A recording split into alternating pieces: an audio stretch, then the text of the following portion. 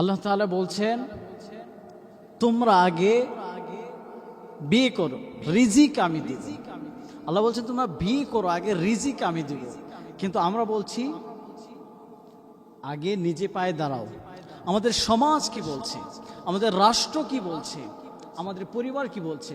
আমরা বলছি আগে বিয়ে, আগে নিজে পায়ে দাঁড়াও, নিজেকে স্টাবলিশ করো, নিজেকে তৈরি করো, চাকরি বাকরি এভরিথিং, তারপরে বিয়ে করো। আসলে আল্লাহ বলছেন আগে বিয়ে করো, রিজিক আমি তোমাদেরকে দিব। আল্লাহ যেটা বলছেন এভরিথিং উল্টো, এভরিথিং যা কিছু সব উল্টো। কেন? আল্লাহ তাআলা রিজিকের মালিক তো আল্লাহ, রিজিকের মালিক তো আপনি না। আবার দেখেন উনি বলছেন সামর্থ্য অনুযায়ী 3টা 4টে বিয়ে করো, কিন্তু আমার যুবকরা, আমার সোনার যুবকরা আজকে 3টা 4টা রিলেশন করছে, প্রেম করছে, যেটা হারাম রিলেশন। হ্যাঁ, আপনি সামর্থ্য নেই, আপনি একটা বিয়ে যথেষ্ট, সামর্থ্য আছে 3টা 4টা করেন। কিন্তু আজকে আমার যুবকরা, আমার খুলিজার টুকরা যুবকরা 3টা 4টা রিলেশন করছেন। উনি বলছেন বেশি বেশি বাচ্চা কাচ্চা নাও। হুজুর সাল্লাল্লাহু আলাইহি ওয়াসাল্লাম বলছেন বেশি বেশি বাচ্চা কাচ্চা নাও, যাতে করে কিয়ামতের ময়দানে হাসরের মাঠে আমি আমার উম্মতের দল ভারী করে বিশাল এক কাফেলা নিয়ে যেন আমি জান্নাতে প্রবেশ করতে পারি। সুবহানাল্লাহ। সেটা তো আমরা করছি না। আমাদের কথা, আমাদের চিন্তা চেতনা, আমাদের সমাজ, আমাদের রাষ্ট্র, আমাদের পরিবার সব এক লাইনে চলছি। একটা সন্তানের যথেষ্ট, 2টা হলে মোটামুটি ভালো, একটা হলে আরো ভালো। কেন ভাই?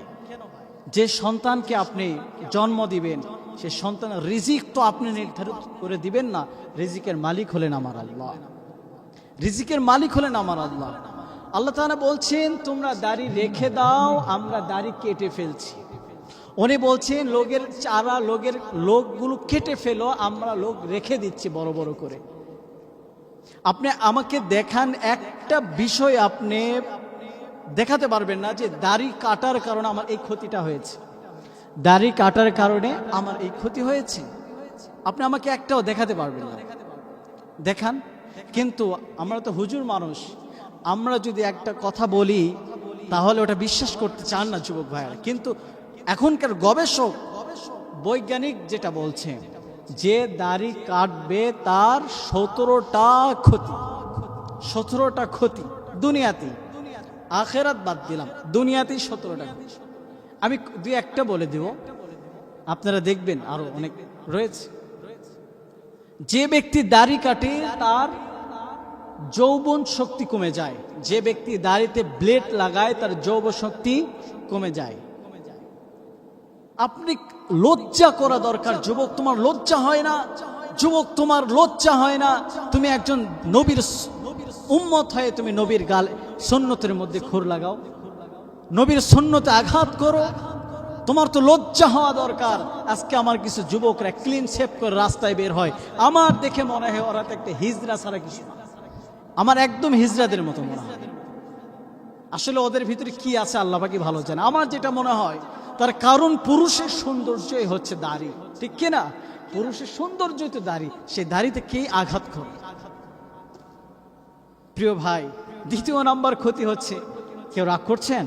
রাগ করছেন? রাগ করলে আমি বলবো। 2য় নাম্বার ক্ষতি হচ্ছে যে ব্যক্তি দাড়ি কাটবে তার অকালে দুনিয়াতে মৃত্যু হবে। আমার কাছ থেকে লিখে নেন, অকালে মৃত্যু হবে। আচ্ছা, একটা কথা আমি আপনাদেরকে বলি, আমি একটা উদাহরণ দিচ্ছি। একজন মানুষ, আমি একটা মালিকের কাজ করছি, ওই মালিককে আমি প্রতিদিন একটা করে চর লাগাই, অথবা মাসে একটা করে চর মারি, বছরে একটা করে চর মারি। ওই মালিক কি আমাকে কাজে রাখবে নাকি আমাকে ঘাড় ধরে বের করে দিবে? অবশ্যই ঘাড় ধরে বের করে দিবে। আচ্ছা, ওই মালিককে যদি আমি মাসে একটা চর মারি, বছরে একটা চর মারি, আমাকে নিশ্চয়ই ঘাড় ধরে বের করে দিবে।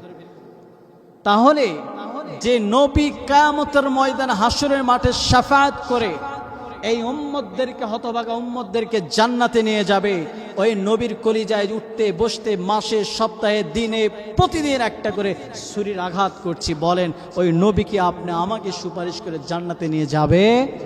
কখনোই না। প্রিয় ভাই, আল্লাহ তাআলা বলছেন লোক কেটে ফেলো, আমরা এত বড় করে রেখেছি। কেন?